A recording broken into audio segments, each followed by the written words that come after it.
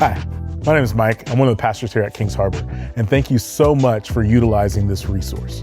Our hope for you and anything that we provide is that you would expect transformation, that we could demonstrate love towards you because of the love of God demonstrated to us, that you would have the faith stirred in you to deal with obstacles and to see opportunities, and that ultimately that the kingdom of God would be revealed in every area of your life. And so our hope with this resource is that the Lord would speak to you powerfully.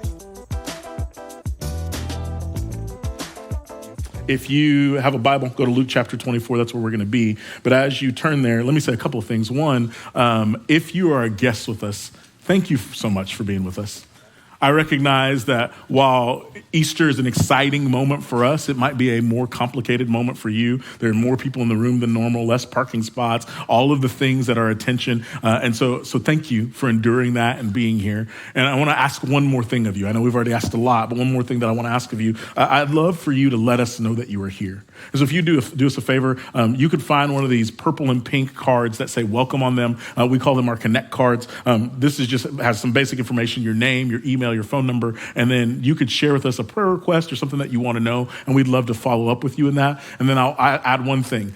If you do that today, unlike other days, and take that to our connection table that's going to be out on the patio, we will give you some donuts. We'll give you donuts even if you don't turn it in, but if it would incentivize you to fill out some paper so you can get a donut, then do it.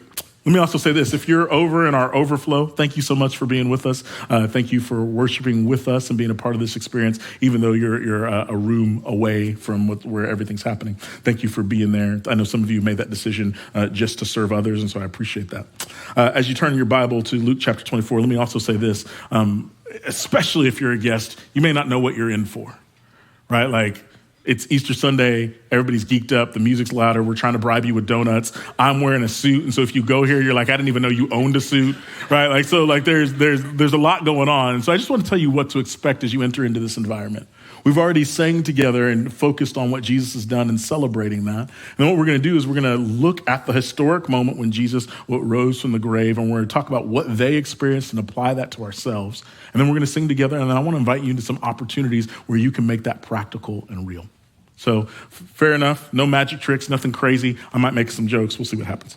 And so if you got your Bible, Luke 24, starting in verse 13 is where we're going to be. Here's our main idea this morning. Beyond the spectacle, Jesus wants to walk with you. And so here's what Luke 24, starting in verse 13 would say. Now that same day, two of them were on their way to a village called Emmaus, which was about 7 miles from Jerusalem. Together, they were discussing everything that had taken place. And while they were discussing and arguing, Jesus himself came near and began to walk along with them. But they were prevented from recognizing him. Then he asked them, what is this dispute that you're having with each other as you're walking? And they stopped walking and looked discouraged. And so as we enter into this, there's a precursor to what you're reading. Verses 1 through 12 is actually the story of a group of women who, when Jesus had been crucified on Friday, because that was leading into the Sabbath, they couldn't prepare his body. And so they said, we'll come back. And so their intent was to come back that Sunday morning. They show up that Sunday morning. The stone is rolled away from the tomb. The body is gone, and there's two heavenly beings sitting in the room. And they're like, why are you looking for the living amongst the dead? Don't you remember what Jesus said about him needing to suffer so he could come into his glory? And it says that these women remembered. And so they run back and they go tell the other disciples that are gathered together, hey, here's what we've seen, here's what we've heard. And it says that they thought they were talking nonsense and they didn't believe them. Except for Peter said, I need to go look for myself. And it says that Peter goes to the tomb, and it was just as what they had said. So when you read this text, and the first couple of verses say, now that same day, two of them refers to two disciples that were in that room when these women had made this claim, and now they're arguing and walking home back to Emmaus, trying to figure out what's going on.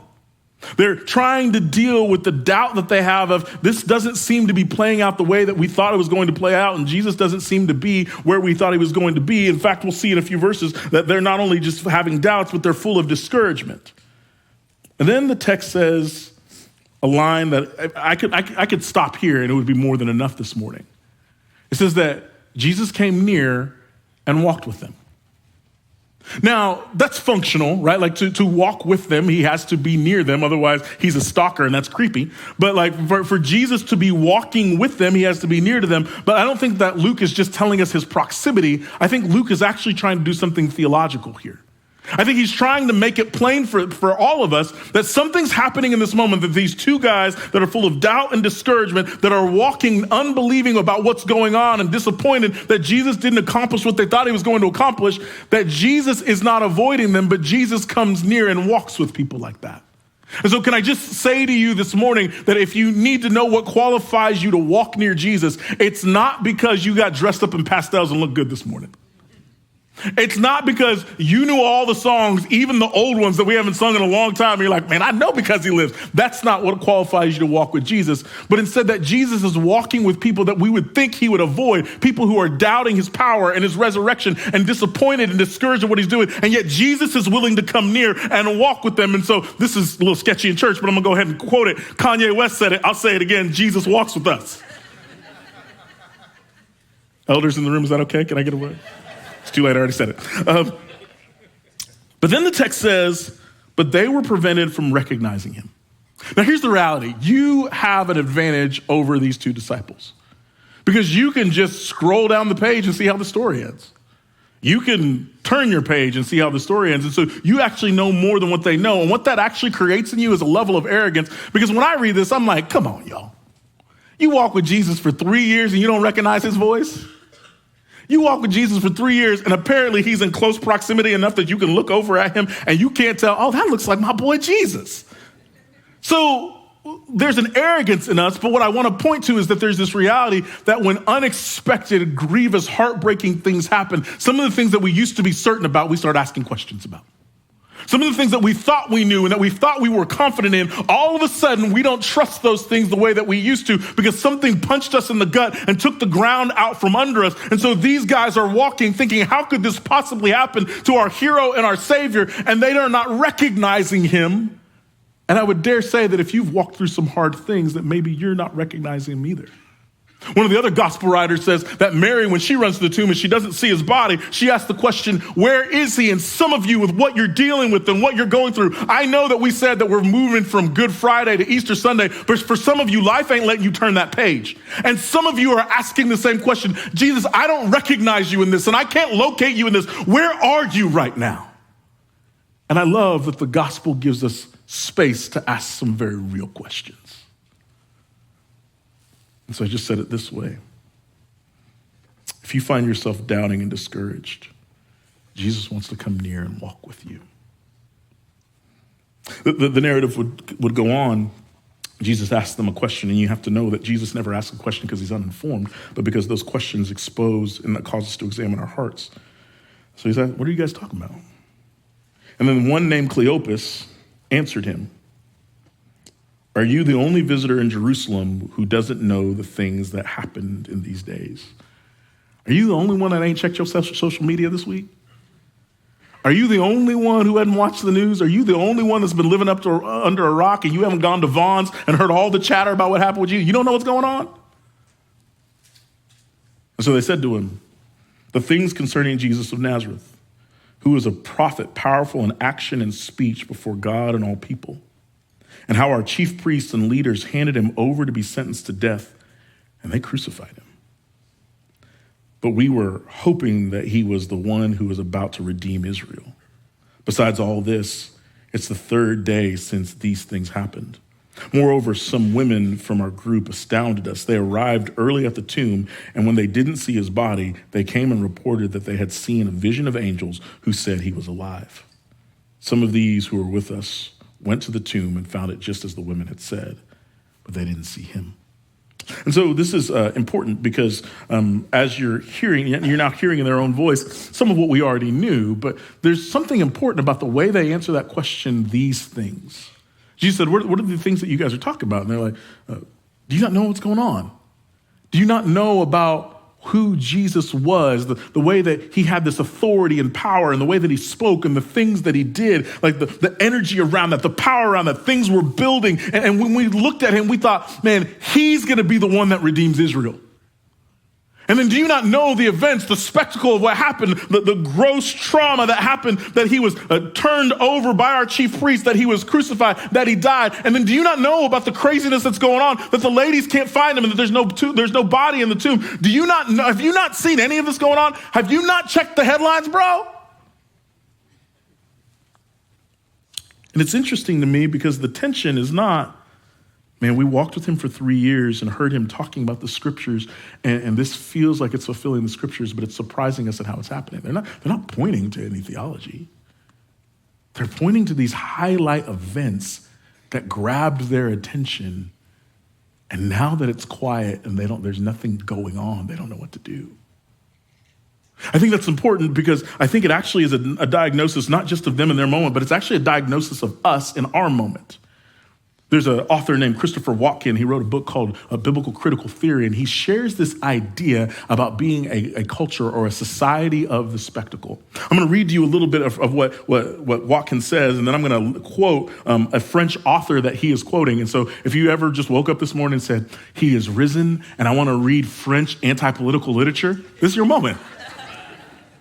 And so here's what Watkins says. I'll read this, and then you'll see a moment what he's quoting on the screen. A society of the spectacle is a society in which relations between people are mediated by images.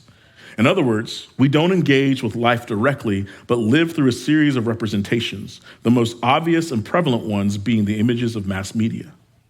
I mean, I don't know where he's thinking about a society like that. I've never seen anything like that in my day and age, but apparently that's what he's experiencing. We live our dreams, desires, and fantasies via advertisement, films, and television programs, and we rely on them to make a name for us. In such a society, the way I relate to you becomes less and less direct, happening more and more through the exchange of images. And so if you and your spouse only communicate through memes, he's talking about you.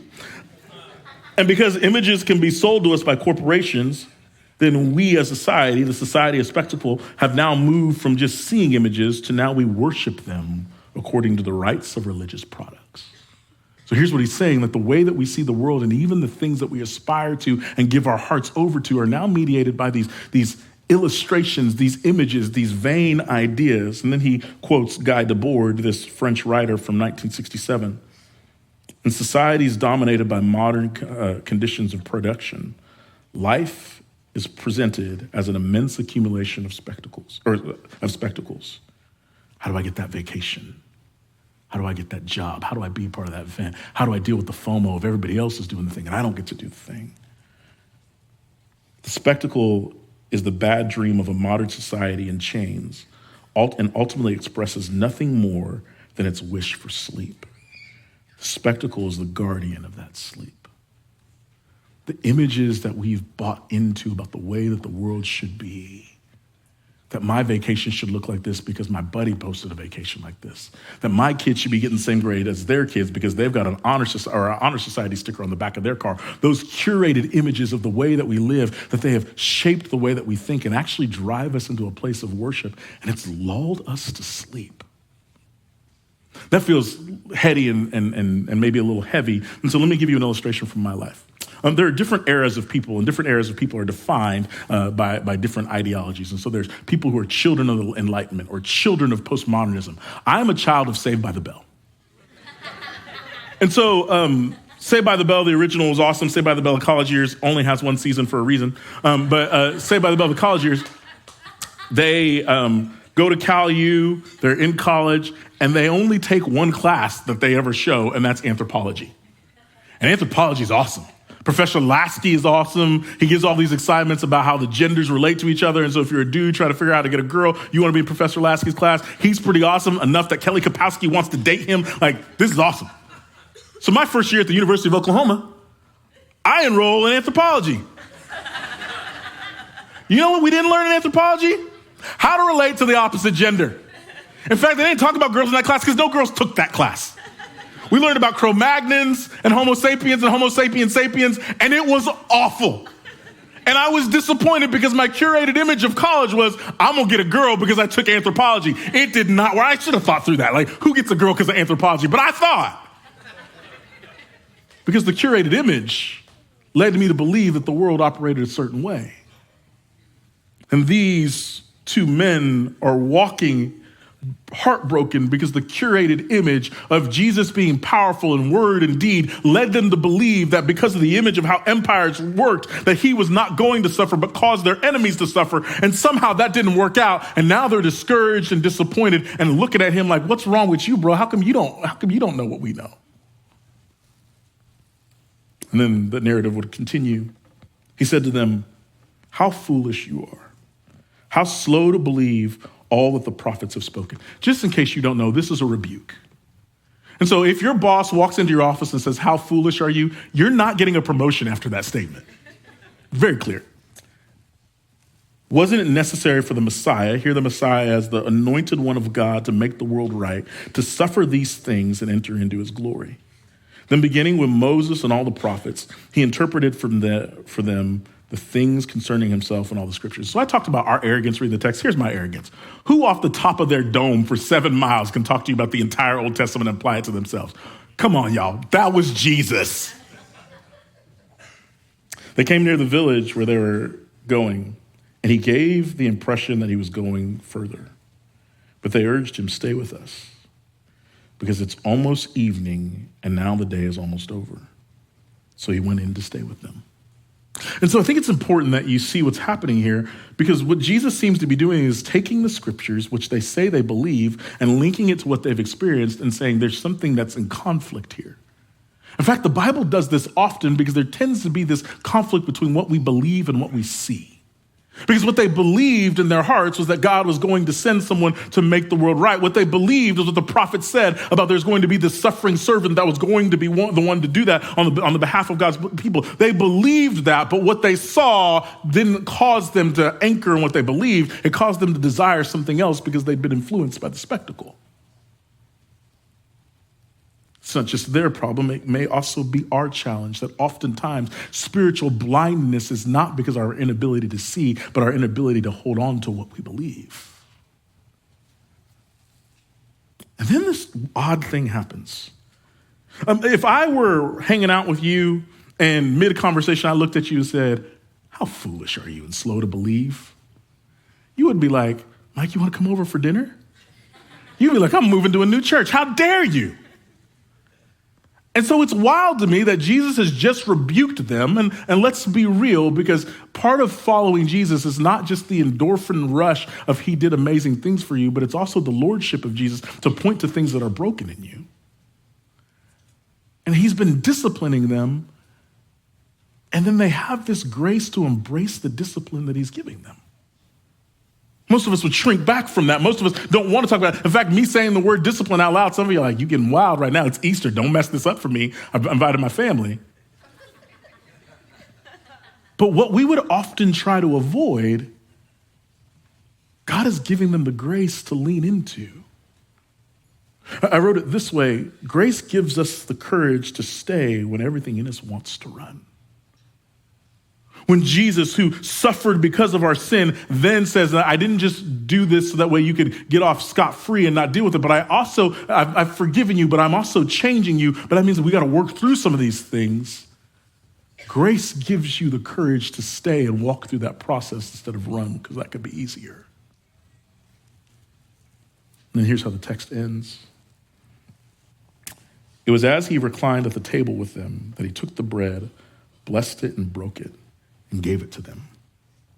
Then their eyes were opened and they recognized him, but he disappeared from their sight. They said to each other, weren't our hearts burning within us while he was talking with us on the road and explaining the scriptures to us? Verse 30 is important because verse 30 actually is this repeat of an event that has happened multiple times in the story of Jesus. If you were here with us on Good Friday, Capenna talked through the breaking of the bread, that Jesus takes it and blesses it, breaks it, and gives it out. That when he does this, it's not just because of sacrifice, but it also speaks to this level of sustenance and how he sustains his people. But here's the thing about that. They recognize him because of the pattern of the breaking of the bread. But here's the argument I want to make. Nobody in theological history would have ever said that these two guys were there at the Last Supper. In fact, I'm going to throw a picture on the screen for you. You're familiar with this picture. It's the picture of the Last Supper.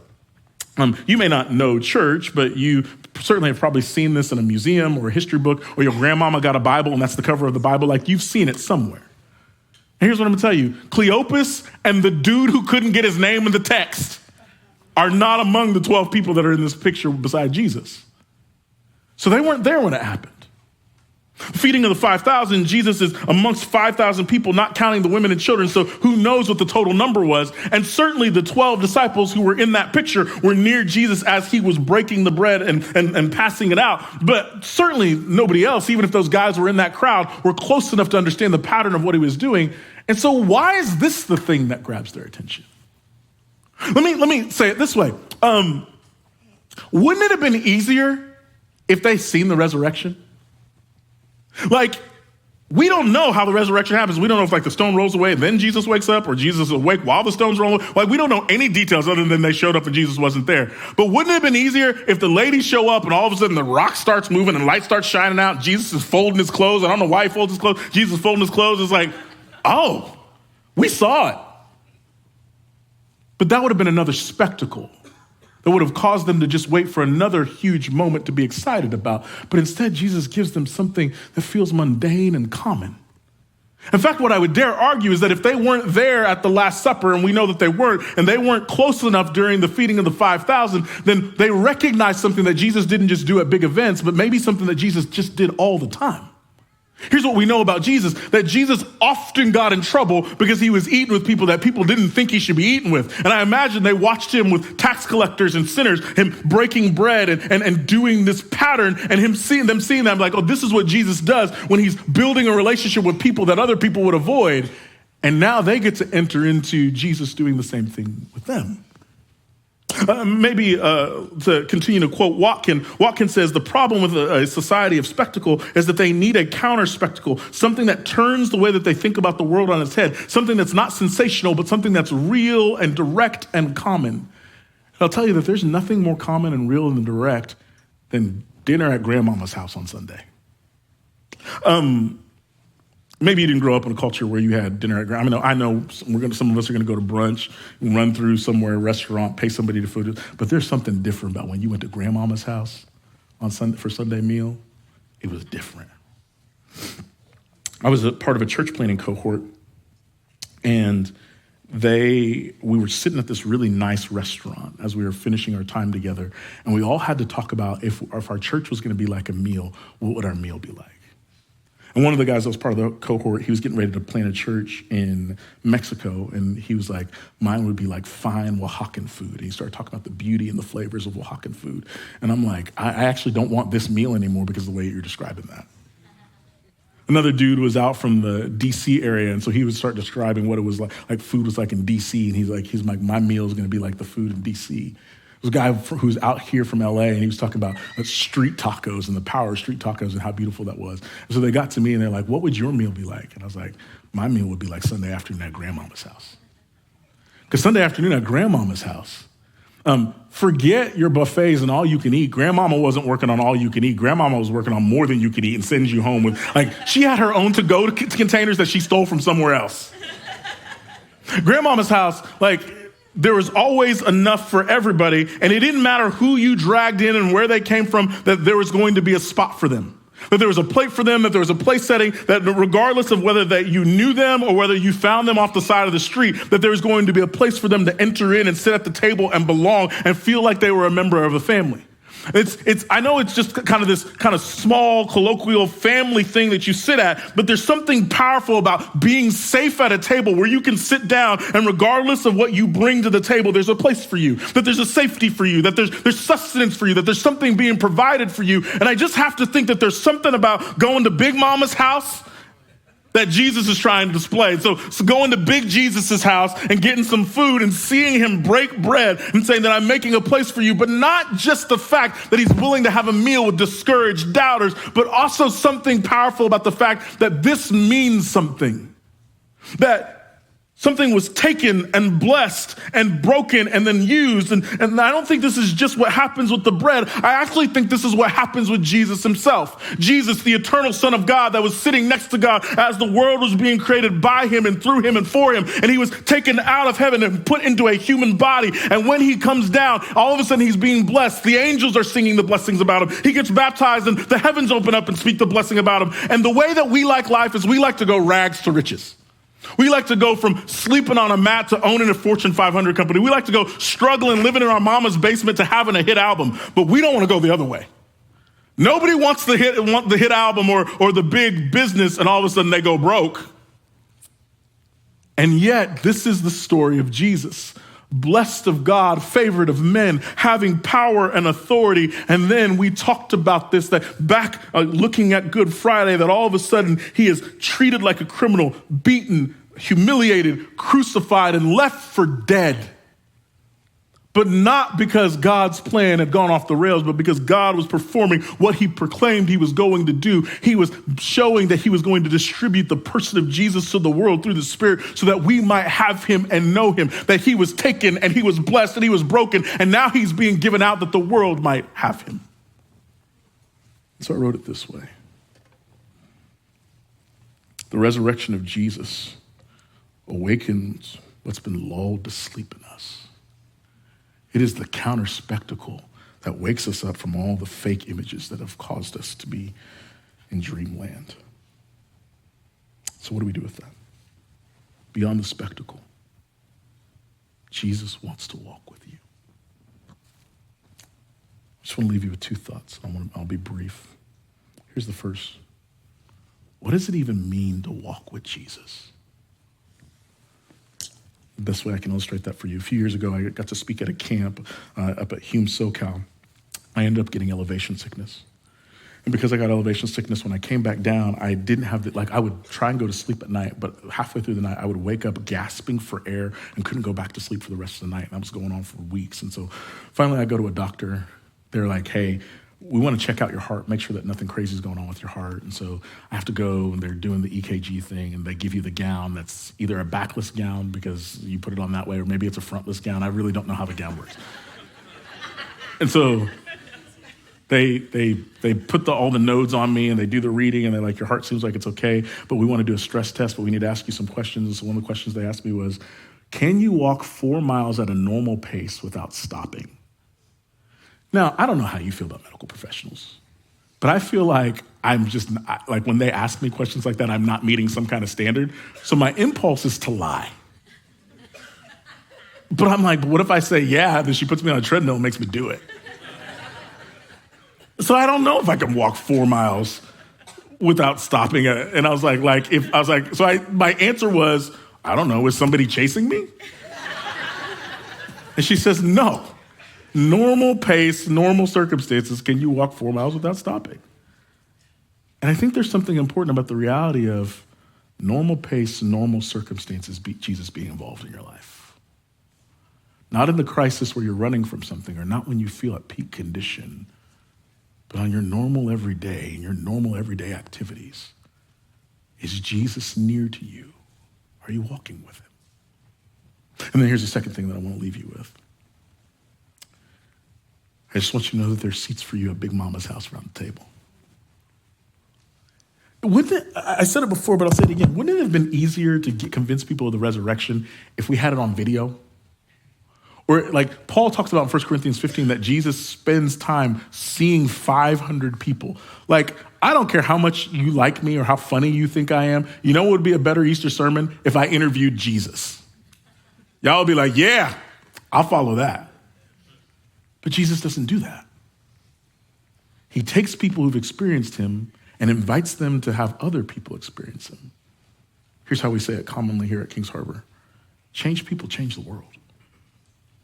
Like, even if you read the rest of this text, verses 33 through 35 say, that very hour, Cleopas and the guy who doesn't get named got up and returned to Jerusalem. They found the 11 and those with them gathered together. So they show up getting ready to intend to tell them, hey, here's what happened. But before they could open their mouths, the 11 say, the Lord has truly been raised and has appeared to Simon.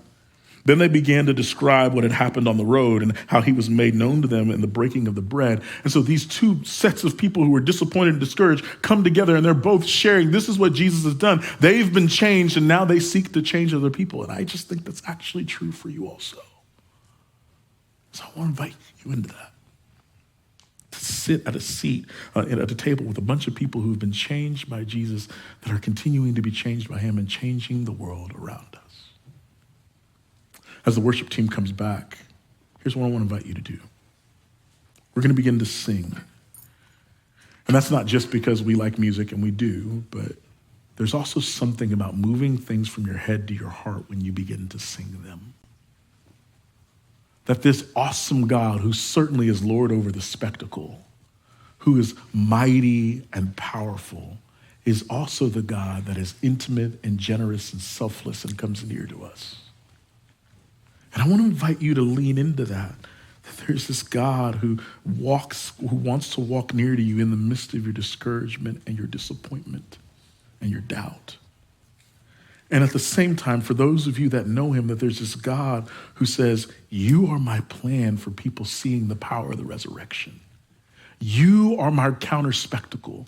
You in your common everyday life and inviting people to a seat at Big Mama's house right next to you, no matter where they were before this, that they get the opportunity to be part of seeing change through you and being changed with you. Thanks so much for checking out this message from Kings Harbor. We would love to connect with you. If you go to kingsharbor.org/hello and fill out a short connect card, that allows us the opportunity to follow up with you. Also, if this message has been a blessing to your life, we believe that the Lord wants to rule and reign in every part of who we are. That means our time, our talent, our treasure. And so if this has been a blessing, we would ask that you would consider contributing back to the ministries of Kings Harbor so we can continue to bless and help people in the same way that we hope we have done for you. With that in mind, we want you to know that our heart towards you and our heart towards the world around us is that we want to be a love-forward people. And we're praying that you would join us in that.